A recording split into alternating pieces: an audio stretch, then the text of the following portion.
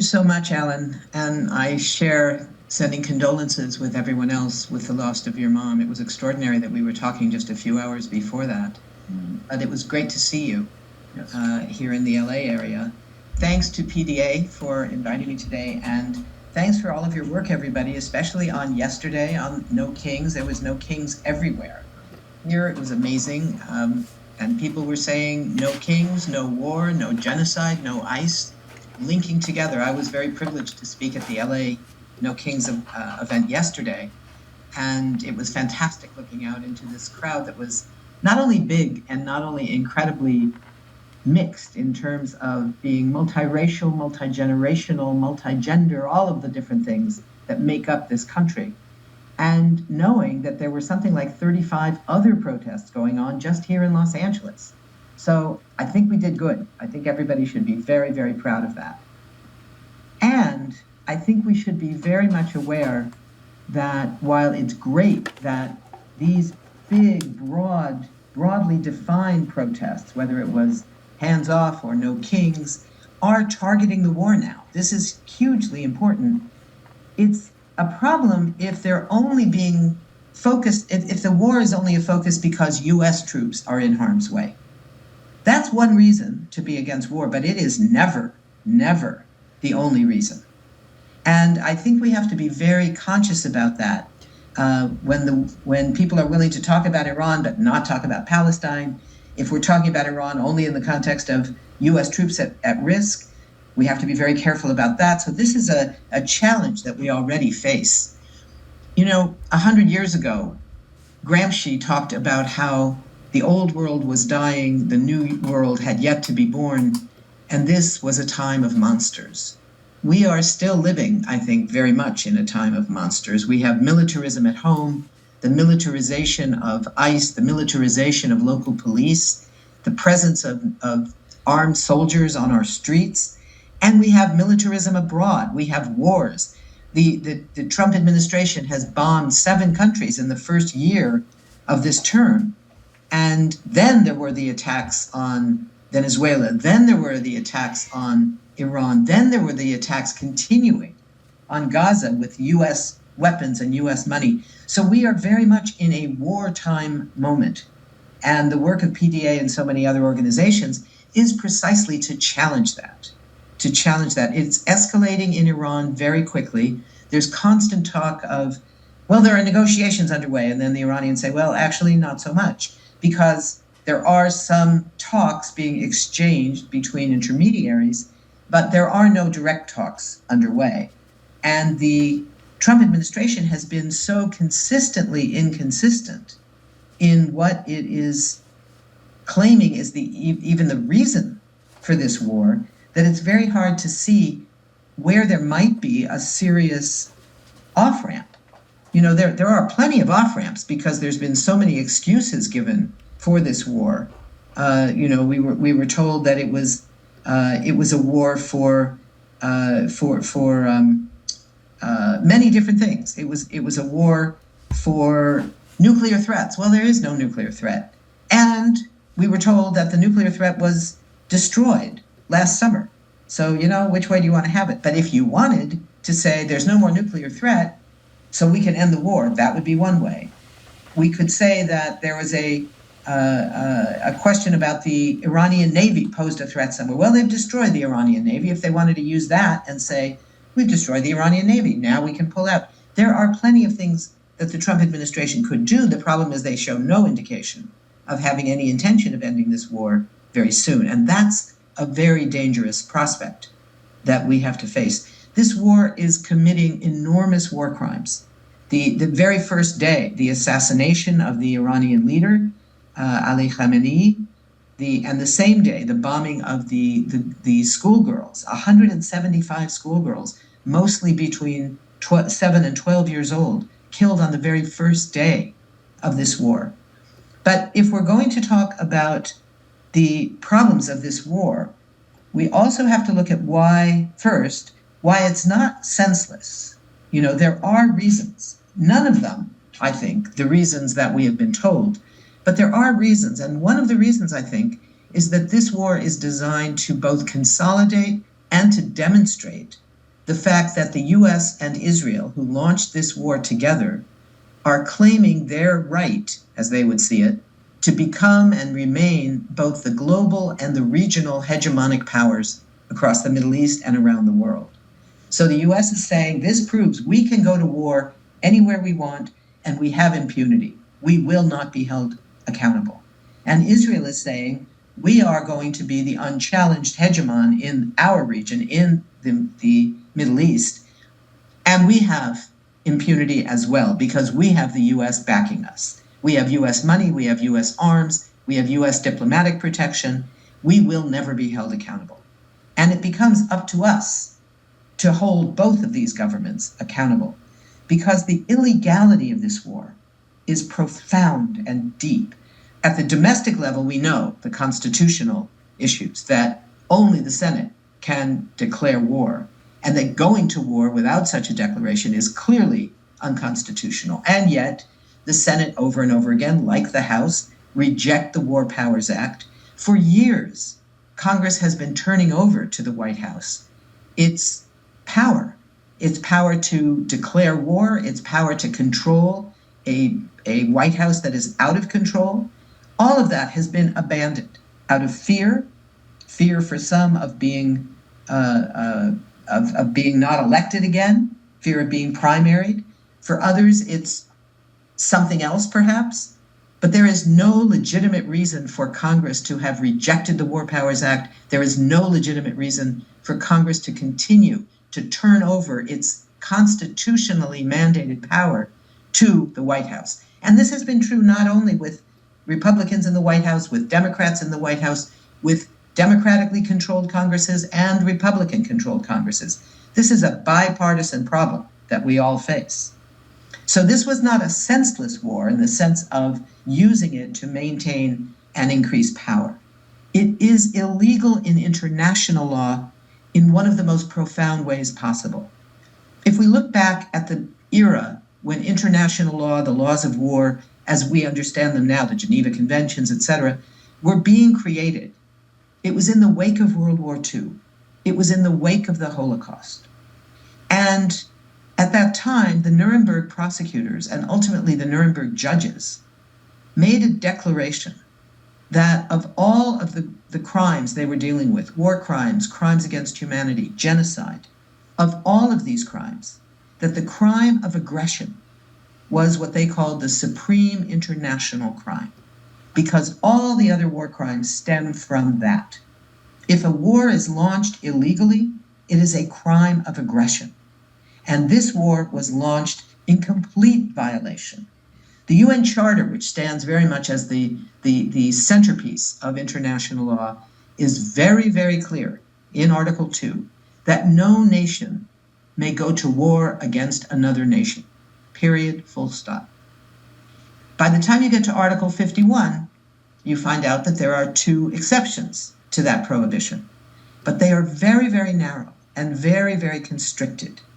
So one of them says the use of military force could be legal if it is authorized by the Security Council of the United Nations. Now, we know here that not only did the Security Council not authorize this war, it was never acknowledged as an appropriate institution that had to give its permission. We know that the president has said that the only constraint on his power, in his mind, is, quote, my own moral compass. Really?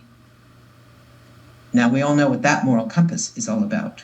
He says explicitly, international law is not important.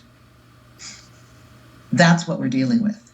The second exception to the prohibition on the use of force is if, that's the first condition, an armed attack occurred. Iran had not attacked the United States, period. The other constriction is until the Security Council itself can decide what to do. So what that means is if we were attacked, we would have the right to shoot down a plane that was about to launch another bomb on the United States. That would be that immediate self-defense if an armed attack had occurred. But we could only do that until the Security Council could meet, which would be a matter of hours, not days these days, before it would become illegal again, because the restriction is if an armed attack occurs until the Security Council can meet and decide what to do. So the US stands in complete violation of this supreme international crime, the crime of aggression. In that context, what we see in the Security Council decision, when led by Bahrain, a resolution was put forward that targeted and identified only Iran and condemned Iran for violating international law by its using its own power in self-defense, but in certain ways also illegally, in attacking the countries where US military bases are in the surrounding areas, in Bahrain, in Qatar, in Saudi Arabia, etc. There are 13 US bases that are being used that surround Iran and that are being used to attack Iran. In fact, Iran had a right and has the right of self-defense in that context, because an armed attack did occur and is occurring that killed 175 schoolgirls on the first day and assassinated the country's head of government on the first day. Iran did violate international law as well. It violated international law in attacking civilian targets in those countries. That's not legal. The right of self-defense also includes the right of any country that is occupied militarily. Iran was not occupied militarily, but in that case, and we can apply this in other situations, including Palestine as a principle, not necessarily as the chosen strategy. But even there, when the right of the use of armed struggle is made available by international law for an occupied population, it does not apply to armed force against civilians. In this case, Iran had the right to use armed force against the military bases of the government, the military that was attacking it. But the UN resolution only mentioned Iran. It did not even mention that the US and Israel had launched this war. It didn't mention those names. The vote on that was 13 of the 15 countries voted in favor. Russia and China abstained. They didn't use their veto to oppose it. Russia did propose a much broader resolution that said that everyone should stop fighting, all sides, which would have been, in my view, much more useful. But it's not as if Russia has particularly a good reputation for being serious in any other situation, so that was a problem. The vote on that was only 4 countries voting yes, 2 voted no, and 9 abstentions. 9 abstentions, so that it couldn't even be considered. So we have a serious problem at the UN, and I know there was already a question in the chat, which I'll get to in a minute, about Uniting for Peace. But I think there are enormous problems of legality. I have a new piece coming out, I think tomorrow, in Foreign Policy in Focus that will deal with this issue of illegality, because I think everybody knows, we all know this is illegal. But I think it's hard for a lot of folks to be able to explain to other people who don't understand that exactly why it's illegal under both the domestic law around what the Constitution says about who gets to declare war, and the international law, which is often more complicated. But there's another thing I want to mention before I get to that, and that has to do with this question of the dog and the tail. There's a lot of talk going on right now about whether the dog and the tail, the US and Israel, have switched places. And isn't Iran dragging the US into this war? Isn't this really an Israeli war? And in my view, the answer is no. This is a US war, which also is an Israeli war. The US has wanted to go to war, at least majority factions of the various ruling class forces within the Congress, within the White House, within the Pentagon, among the billionaires, all of them, have wanted to go to war against Iran since 1979, since the Iranian Revolution, for a host of reasons that have to do more then than now, but it remains, having to do with oil, having to do with the projection of power, having to do with making sure Israel is granted impunity for everything it does, and in terms of embarrassment. The US was profoundly humiliated with the capture of a number of diplomats who were held in Iran for 444 days, as we all were told, night after night, in Iran after the revolution. And that was a big part of the reason that the US has wanted to go after Iran and overturn this revolutionary process as long as that's been true, as long as there has been this revolution. Israel has, for many years, identified Iran as an existential threat. Iran is not an existential threat to Israel, to Israelis. It is probably an existential threat in the far future if it ever decided to create a nuclear bomb. Because what it would threaten would be Israel's current nuclear weapons monopoly. Right now, there is one nuclear arsenal in the Middle East, and it does not belong to Iran.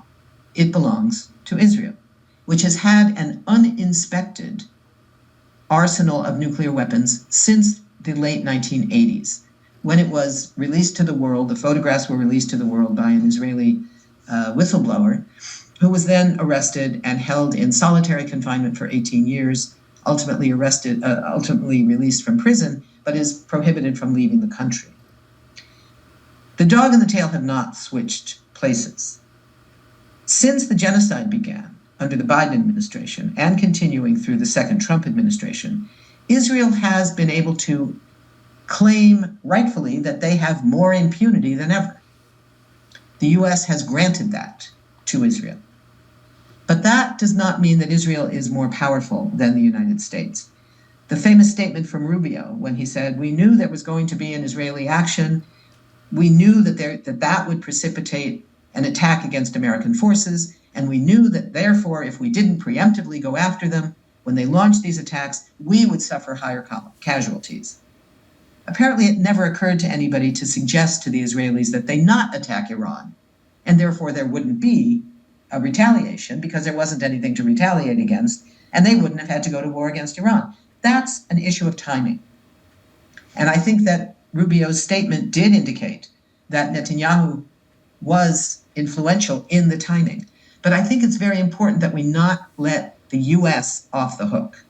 This is not Israel pulling a reluctant peace-loving government or even a reluctant isolationist government into an unwanted war. So I think we have to be very, very careful about this.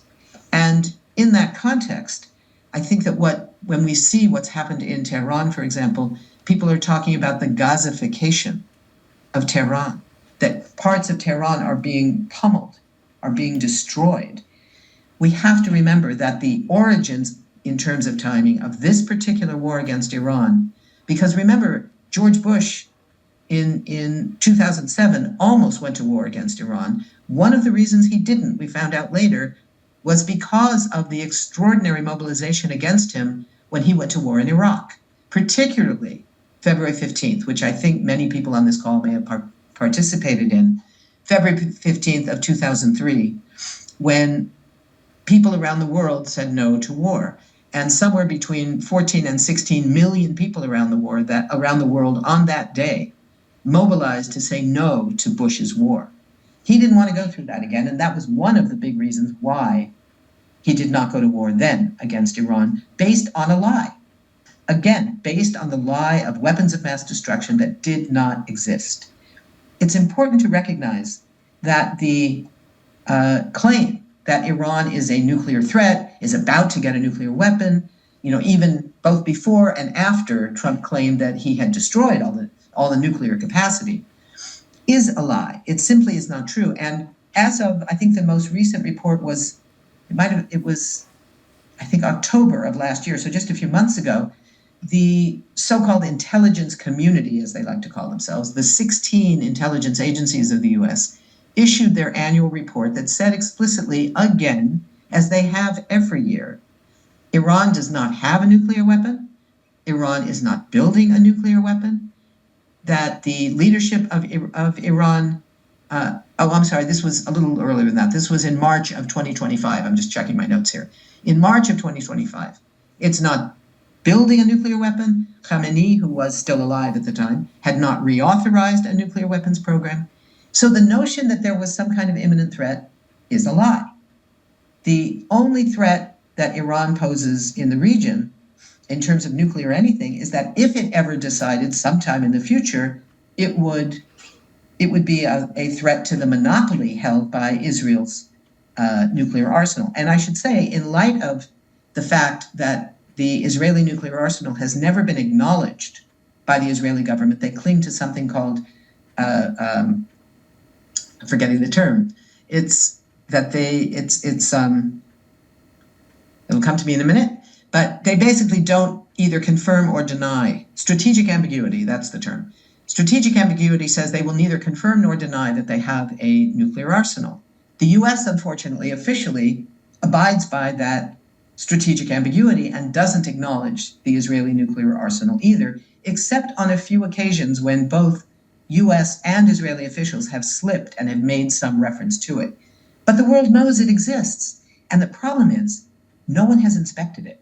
The UN weapons inspectors from the IAEA have never been allowed to inspect. So we don't know. This was created in the 80s. Are those weapons now dripping radioactive liquids, radioactive air, into the air, into the water, into the land? They're located in a research lab in Dimona, in a town in the Israeli Negev. That town, Dimona, was just hit a couple of weeks ago by a missile, which may have been an Iranian missile aimed at Israel, which was attacking them. It may have been a U.S. missile that went astray. It may have been, we don't know. It could have been almost anything else. It could have been an Israeli missile. But some missile hit it, and there was an immediate statement that, no worries, nobody was hurt. It's like, yeah, well, okay, no people were hurt, but what about those bombs? What happened to them? There is no knowledge. We don't know if they are already putting people at risk because the bombs themselves have become unaccountable in a sense. And then, putting aside all of the legality stuff, we get to the costs of this. I think some of you know the work of the IPS project, the National Priorities Project, which works on this issue of the costs of war and the trade-offs of what that money could be used for. And one of the things they have determined lately is that the war in Iran is costing just about $1 billion a day, probably significantly more now. This was from a couple of weeks ago. And over the course of just 1 year, the money that would be spent on a war in Iran, destroying people, killing people, it's killed already somewhere over 1,400 Iranian civilians, starting with the 175 schoolgirls, destroying massive amounts of buildings across the country.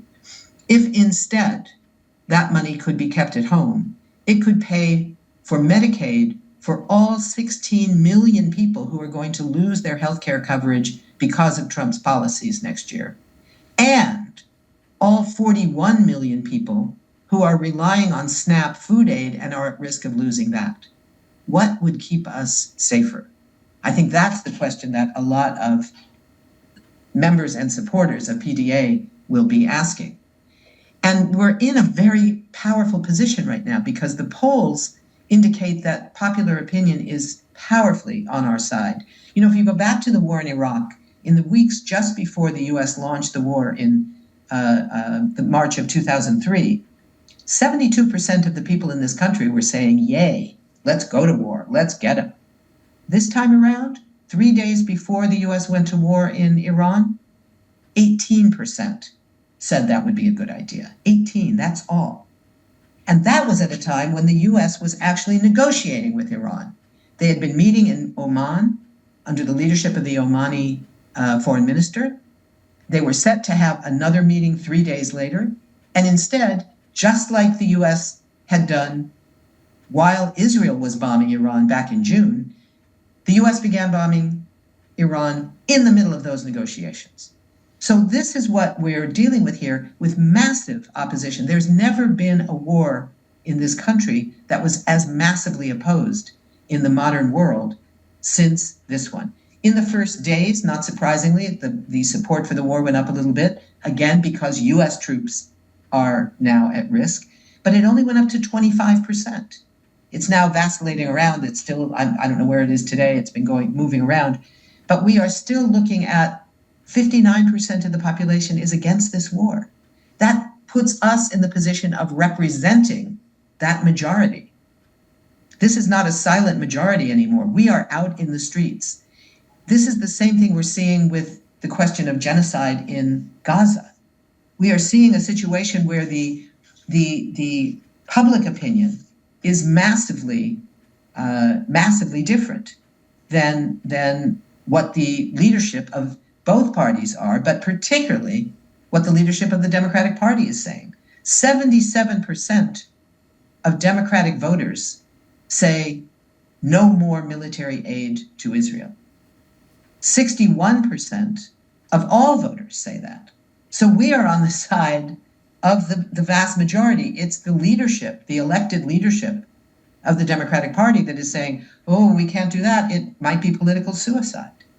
You know, this is a whole new war. It's a whole new world. And even though it's not the new world that we're fighting for yet, Gramsci was right about that. It is a very different set of circumstances in which we are doing that work. So I'm going to stop there and mention one other thing about Uniting for Peace and then open it up for the other questions. I know there's a lot of talk these days about Uniting for Peace. Uniting for Peace is a precedent that was set at the United Nations in 1950. It's what allowed the US to go to war in Korea in the name of the United Nations. Basically what they did, they looked at the UN Charter that says only the Security Council can take up issues of international peace and security. The General Assembly, which of course is far more democratic, it's every country in the UN is a member of the Assembly, and there are no vetoes, unlike in the Council, that the Assembly can take up economic issues and political issues and all kinds of issues, but not issues of peace and security. That belongs to the Security Council. So that was kind of a problem for the US because the Soviet Union was clearly going to veto their efforts to get the Council to endorse a US war in Korea, right, in 1950. So they tricked them. And they managed to get a vote at a moment that the Soviet Union had left the Council briefly in protest of who was representing China at that time. This was right after the Chinese Revolution, of course. And they got a vote passed in the Council, where the Soviets were gone, that said that in a certain circumstance, the General Assembly would be allowed to take up the question of war and peace. And that circumstance would be if the Security Council is paralyzed and because of a veto and could not make a decision, the General Assembly, which is ordinarily prohibited from talking about war and peace, could take up the issue of war and peace and could make recommendations to the member states for what they should do about that threat to international peace and security, something they would never ordinarily be allowed to do. That has been used 10 times. One time in the question of Palestine, back in 1977. Since 1977, that was the 10th session, what they call the 10th session of Uniting for Peace. It has been convened, I think about 27, 28 times on the issue of Israeli occupation and most recently, Israeli genocide. So a resolution was brought to the General Assembly after, of course, it was vetoed in the Security Council, that included an incredible array, a menu of sanctions, of punishments of Israel, all designed to end the genocide and indeed to end the entire occupation. Because what had happened was the International Court of Justice had issued two incredibly important and astonishing decisions. One was its preliminary decision in the South African case bringing up charges of genocide against Israel because of Gaza. The other, and that included in their preliminary decision, 6 demands on Israel, starting with stop killing people. It didn't use the word ceasefire, but that was the first demand. There were 5 others. The second was an advisory opinion that had been requested by the General Assembly 2 years earlier. They had taken a very long time. It was to make a determination about the legality of Israel's occupation. Right now.